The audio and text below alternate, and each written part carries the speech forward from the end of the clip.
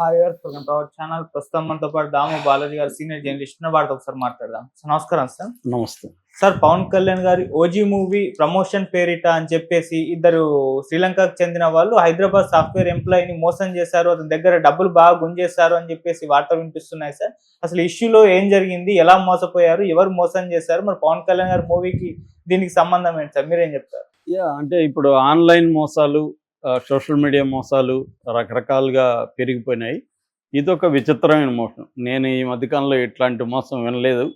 ఇదొక విచిత్రంగా ఉంది. దీన్ని గురించి ఇంకా నాకు చాలా డౌట్లు అయితే ఉన్నాయి. బట్ ఇప్పటివరకు అందుతున్న సమాచారం మేరకు ఏంటంటే ఉద్యోగి పేరు కూడా ఇవ్వట్లేదు, పాపం సిగ్గుపడుతున్నట్టు ఉన్నాడు అతను. సో ఒక ప్రైవేటు ఉద్యోగి, ప్రైవేట్ కంపెనీలో పనిచేసే ఉద్యోగికి క్యాసినోలో వెళ్ళి అక్కడ గ్యాంబ్లింగ్ ఆడే అలవాటు ఉంది.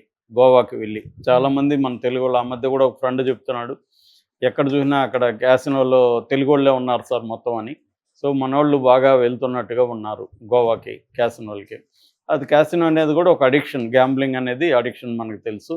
పైగా అక్కడ డ్రగ్స్ కూడా బాగానే దొరుకుతాయి.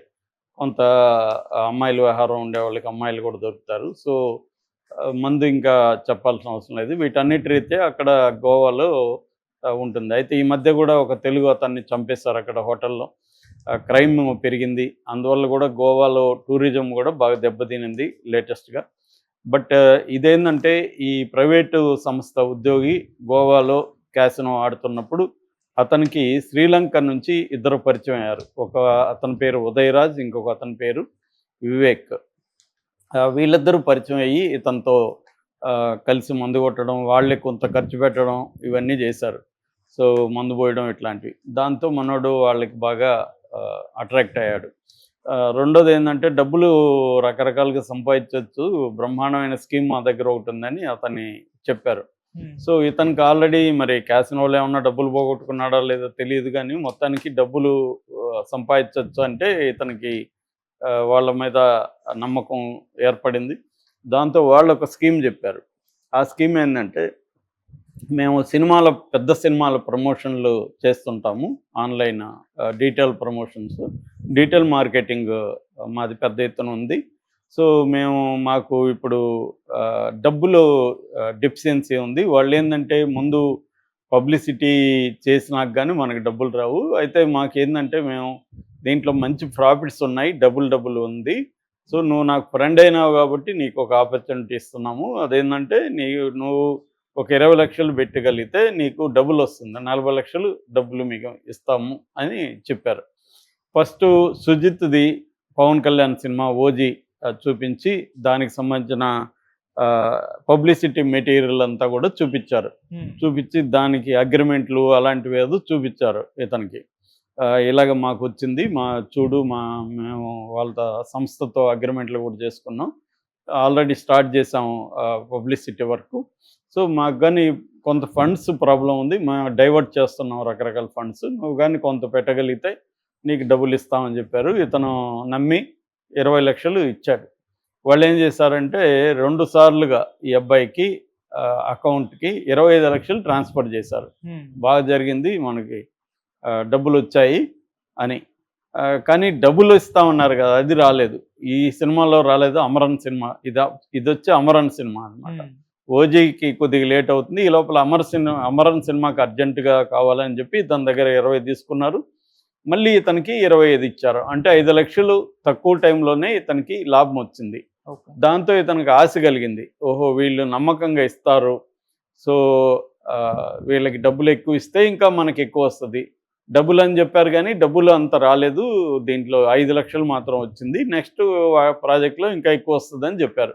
వీడు 20 పెట్టి 25 1 మంత్ లోపలే వచ్చేసరికి తను ఇంకా దేంట్లో కూడా ఇంత రిటర్న్ రాదు కాబట్టి ఇతను ఏం చేశాడంటే మళ్ళీ అడిగారు వీళ్ళు, పుష్ప 2కి, కంగువాకి, ఇవన్నీ కూడా మనకి పబ్లిసిటీ వచ్చింది అని చెప్పి మళ్ళీ సేమ్ పద్ధతిలో నమ్మించి డబ్బులు అడిగారు.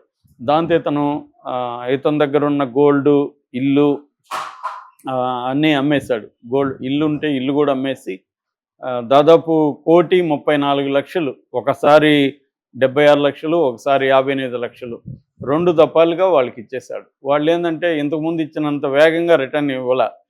అది పెట్టండి, ఇది కావాలని మొత్తానికి అతన్ని ప్రెజర్ చేసి ఆ, పెట్టించేశారు. 76 లక్షలు ఒకసారి, 55 లక్షలు, మొత్తం 1,34,00,000 అతను వీళ్ళకి ఇచ్చాడు. దాన్ని వీళ్ళు స్వాహా చేసి కనబడలే. ఇతను ఫోన్లు చేస్తే తీయడం మానేశారు. సో ఇతను ఏం చేయాలి, వాళ్ళు ఎక్కడ ఉంటారో శ్రీలంక బ్యాచ్. దాంతో ఇతను మోసపోయాడని గ్రహించి అతను వచ్చి సిసిఎస్ సెంట్రల్ క్రైమ్ స్టేషన్లో కంప్లైంట్ ఇచ్చాడు. సో ఇది బేసిక్గా అతని స్టోరీ. ఇక ఈ స్టోరీలో మనకు అర్థమయ్యేది ఏంటి, ఈ ప్రైవేట్ ఉద్యోగి గ్రీడ్ అర్థమవుతుంది వాళ్ళకంటే కూడా. ఎందుకంటే ఎవరైనా అంటే ఇతనికి మినిమం కామన్ సెన్స్ లేదా అనిపిస్తుంది మనకి. ఒక పబ్లిసిటీ, ఒక సినిమాకి నేను వచ్చి నీకు చెప్తాను, ఇట్లా సినిమా పబ్లిసిటీ నాకు ఇచ్చారు, నువ్వు 20 లక్షలు ఇస్తే నేను డబ్బులు ఇస్తాను. నువ్వు చెప్పాల్సిందే, సినిమా పబ్లిసిటీ వాళ్ళు ఇస్తారు కదా నీకు, నేను ఇచ్చేది నేను పెట్టేది ఏంది, నువ్వు నాకు డబ్బులు ఎలా ఇస్తావు అనాలి. అంటే ఇది గ్రీడ్ కదా, డబ్బులు ఎక్కువ కావాలి కాబట్టి వాళ్ళు ఏం నమ్మించారు ఇతన్ని, వాళ్ళు లేటుగా ఇస్తారు, బిగినింగ్ ఇవ్వరు వాళ్ళు, సినిమా పెద్దోళ్ళు కదా, వాళ్ళని మనం డిమాండ్ చేయడం, ఇప్పుడు మనకు డబ్బులు ఇస్తే మాకు ఎక్కువ ప్రాఫిట్ ఉంటుంది దీంట్లో, నీకు సగం ఇస్తామని, నీకు రెట్టింపు ఇస్తామని చెప్పారు.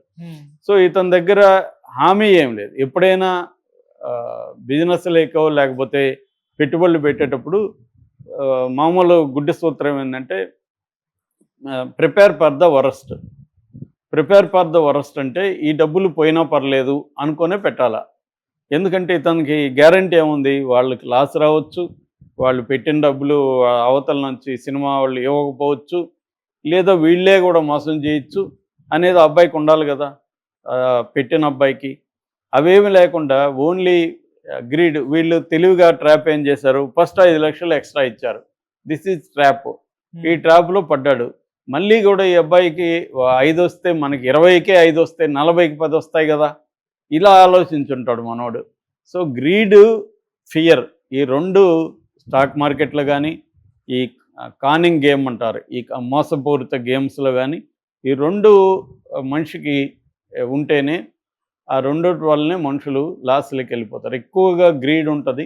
స్టాక్ మార్కెట్లో ఫియర్ కూడా పనిచేస్తుంది. అంటే ఇప్పుడు ఫియర్ పనిచేస్తుంది, ఫియర్ ఫ్యాక్టర్. ఎందుకంటే స్టాక్ మార్కెట్ డౌన్ అవుతుంది కాబట్టి ప్రతి ఒక్కటి అమ్మేసుకుందామని, ఆల్రెడీ లాస్లో ఉంటాడు. ఇంకొక 4 ఏళ్ళు 3 ఏళ్ళు ఆగితే పెరుగుతాయి, కానీ వీడు అంత ఓపిక ఉండదు. ఆ భయంతో ప్యానిక్ అయిపోయి అమ్మేస్తారనమాట. సో అందుకని చాలామందికి స్టాక్ మార్కెట్లో కూడా లాసులు రావడానికి ప్రధాన కారణం ఏంటంటే ఇదే అనమాట. సో గ్రీడ్ అండ్ ఫియర్, ఈ రెండు కంట్రోల్ చేసుకోకపోతే ఏ బిజినెస్లో అయినా కష్టం. రెండవది ఏంటంటే కొన్ని మినిమం ప్రోటోకాల్స్ మనం పెట్టుకోవాలి లైఫ్లో. అంటే ఎవడైనా ఎక్కువ ఇస్తున్నాడంటేనే దాన్ని మనం డౌట్ చేయాలి. ఆ మధ్య కూడా వచ్చి మాకు 5% to 10% ఇస్తారంట, 100 లక్ష పెడితే 10 ఎవ్రీ మంత్ 8,000 ఇస్తారు, ఇట్లాంటి స్కీములు చాలా ఉన్నాయి. సో అవి మనకు కూడా చెప్తారు నమ్మి, వచ్చిందని కూడా చెప్తారు. వస్తుంది. ఇప్పుడు నేను 1 లక్ష నీకు ఇచ్చాను, నువ్వు దాంట్లో 4 నెలలు ఇచ్చావు అనుకో, 4 నెలలు ఎంత అయింది, 32,000, 4 నెలలు నాకు ఇస్తావు, 32,000 వస్తే నీకు ఇంకా 68,000 మిగులుతుంది కదా. 4 నెలలు ఇస్తావు కాబట్టి నేను 10 మందికి చెప్తాను, 4 వరుసగా ఇస్తున్నారబ్బా నీట్గా అని, వాళ్ళు కూడా పెడతారు. సో ఇవన్నీ అయినాక ఈ 4 నెలలు 5 నెలలు నువ్వు నాకు బై చెప్తావు, గుడ్ బై చెప్తావు. అంటే ఒక 50,000 లెక్కేసుకుంటావు, ఈ 1 లక్షలో వీడికి 50,000 ఎంతో రిటర్న్ ఇచ్చేద్దాం నెల అనుకొని ఫిక్స్ చేస్తావు. అలాగే నేను ఒక 10 మందికి చెప్తా కదా, 10 మందిలో 5 మంది అన్నా చేరుతారు కదా, ఇంకొక 50,000 నీకు వస్తుంది కదా, 5 లక్షలు వస్తుంది కదా. ఇది స్కీమ్ అనమాట. ఇదంతా కూడా ఏంటంటే గ్రీడు. ఎందుకు, ఎలా ఇస్తాడు వాడు, మనం ₹1,00,000 ఇస్తే నెలకి 8,000 ఎలా ఇస్తాడు అన్న ఒక థింకింగ్ కూడా వీళ్ళకి ఉండదు. దానికి వాడేదో కన్విన్సింగ్ ఏదో చెప్తాడు, నేను ఇట్లాగే వీడు చెప్పినట్టుగా వాడు కూడా చెప్తాడు, నాకు ఎక్స్పర్టైజ్ ఉంది స్టాక్ మార్కెట్లో, నేను ఇలా పెడితే నాకు ₹1,00,000 పెడితే నాకు 2 లక్షలు వస్తుంది, పొజిషన్ ట్రేడింగో స్వింగ్ ట్రేడింగ్ ఏదో పేర్లు చెప్తాడు, ఇది వీళ్ళకి తెలియదు దాంట్లో వస్తుందా రాదా అని. సో వాడు కొంత లగ్జరీగా కారు కొన్నాను, ఇవన్నీ కూడా దీంట్లో కొన్నాను అని కూడా చూపిస్తుంటాడు. ఇలాగ కొన్ని మనుషుల్ని ఎలా మాయ చేయొచ్చు అన్న దాంట్లో వాళ్ళు ఉంటారు, వీళ్ళు రెడీగా ఉంటారు. చాలామంది ఏమో గ్రీడు, కొంతమందికి ఏమో అవసరాలు ఉంటాయి. ముఖ్యంగా ఉమెన్ ఎక్కువ మోసపోతున్నారు ఈ యాంగిల్లో. వీళ్ళు ఏంటంటే కొంత ఎక్స్ట్రా మనీ మనం సంపాదించుకోవాలి, పిల్లల ఎడ్యుకేషను, ప్రెజర్స్ ఎక్కువ ఉంటాయి. రెండోది లగ్జరీస్ కూడా అలవాటు అవుతారు. సో వీటన్నిటికీ డబ్బులు మామూలు శాలరీస్లోంచి రాదు. అందువల్ల వీళ్ళు ఏం చేస్తారంటే ఎక్కువ రిటర్న్స్ వచ్చేవి ఆలోచిస్తారు. మనోడికి ఆల్రెడీ క్యాసినో పిచ్చి ఉందంటేనే అర్థమవుతుంది తన పరిస్థితి. సో ఇలాంటి వాళ్ళు మోసపోవడంలో విచిత్రం ఏం లేదు. ఇలాంటి వాళ్ళ మీద మనం సింపతి కూడా చూపించాల్సిన అవసరం ఏం లేదు. కానీ మోసగాళ్ళు ఎలా ఉంటారనే దగ్గర బేసిక్ కొన్ని రూల్స్ని ఫాలో అవ్వాలి. ఎవడైనా మనకి ఎక్కువ ఇంట్రెస్ట్ ఇస్తున్నాడంటే you have to doubt him. ఎందుకు ఎక్కువ ఇంట్రెస్ట్ ఇస్తాడు? సో నువ్వు గ్రీడ్తో వాడి ట్రాప్లోకి పడిపోకూడదు.